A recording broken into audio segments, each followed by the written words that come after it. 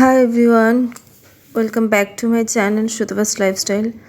আশা করি তোমরা খুব ভালো আছো, কিন্তু আমাকে দেখেই বুঝতে পারছো আমার শরীরটা একদমই ভালো নেই। ভোর বলা ভুল, রাত 3টে থেকেই অসুস্থ হয়ে পড়ে আছি। বাড়ির সবাই মোটামুটি অসুস্থ আছে, কিন্তু আমার একটু শরীরটা বেশি খারাপ হয়েছে, লুজ মোশন হয়েছে আর কি। প্রচণ্ড দুর্বল লাগছে, পুরো যেখানে থাকছে আমার মনে হচ্ছে বারবার মাথাটা নিচু করে শুয়ে থাকি, কোনো কাজকর্ম কিচ্ছু করতে ইচ্ছা করছে না। কিন্তু না করলে কি করে হবে বলো, একার সংসারের কাজকর্ম করতে তো হবেই, তাই না? প্রচণ্ড উইক লাগছে শরীর, আর পেটে অসহ্য যন্ত্রণা হচ্ছে।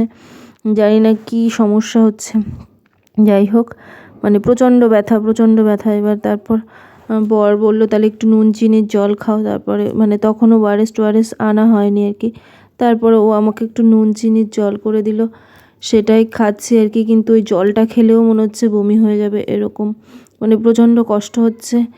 জল খেয়েও পেটে রাখতে পারছি না, এত শরীরে কষ্ট হচ্ছে, অসহ্য যন্ত্রণা হচ্ছে পেটের মধ্যে। কাল প্রায় 2:30 থেকে আমি জেগে বসে আছি, বারবার যে বাথরুমে যাচ্ছি আর আসছি, এত শরীরের সমস্যা। যাই হোক, তারপর ওষুধপত্র আনা হয়েছে, 4-5 রকম ওষুধ আনিয়েছে আমার বর একজনকে দিয়ে। কিন্তু এই ওষুধ আমি তো খেতে একদমই পারি না, ওষুধে আমার যত অ্যালার্জি। কিন্তু ওষুধ না খেলে তো সুস্থ থাকবো না। এখানে আবার ওআরএসও আনিয়েছে, ওআরএস গুলে রাখছে। ছেলেরও একটু সমস্যা হয়েছে পেটের, বরেরও হয়েছে।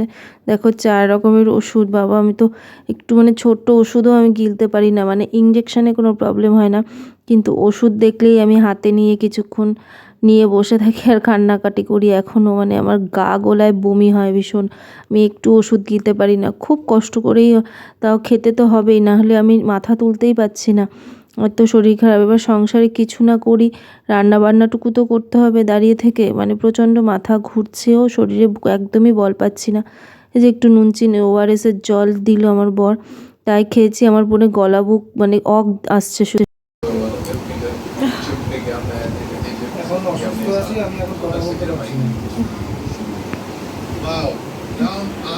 তারপর আমার বর একটা ওর বন্ধুকে দিয়ে আনালো আর কি, একটু চারা মাছ আনতে। আমিই বলেছিলাম যে একটু বলো ফোন করে, চারা মাছ আর কাঁচকলা আলু দিয়ে একটু ঝোল করব, পাতলা পাতলা করে, দেখি খাওয়া যায় কি।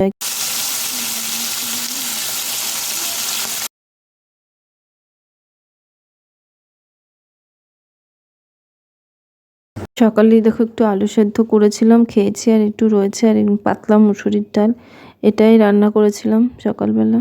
মাছটা তো বসিয়ে দিয়েছি দেখলে। এবার শুধুই কাঁচকলা আলু দিয়ে একদম পাতলা টেলে একটু জিরে বাটা দিয়ে ঝোল করছি। নাহলে আমি ওইটুকু খেতে পারবো কিনা জানি না। ওই ডাল সকালে রান্না করেছি আর আলু সেদ্ধ করেছি, দেখালামই তো, ডাল আলু সেদ্ধ, ওটাই সকালবেলা একটু খেয়েছি। খেয়ে ওই ওআরএসের জল, নুন চিনির জল, এগুলোই বারবার করে খাচ্ছি। আমার বর আর ছেলের তো অল্পের উপর থেকে গেছে, তাও একরকম।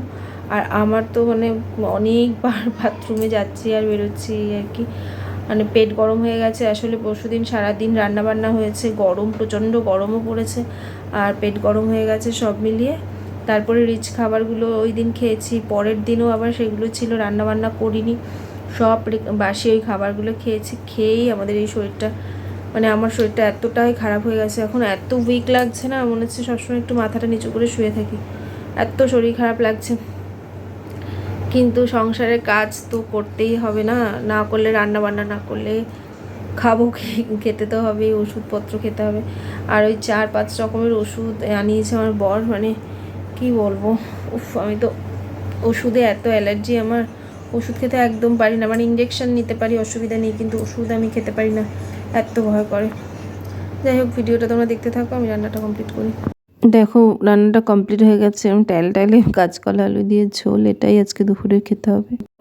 তারপর স্নান ফান করে এসে এবার ভাত টাত নিয়ে একটু বসলাম, কেন ওষুধ খেতে হবে আবার, তাই আমার বরকে আগে দিয়ে দিলাম। তারপর ছেলেকে ওই ডাল আলু সেদ্ধ সকালের ছিল, আর ওই কাঁচকলা আলু দিয়ে যে ঝোলটা করেছি মাছের, সেটাই করলাম আর কি, খাবো।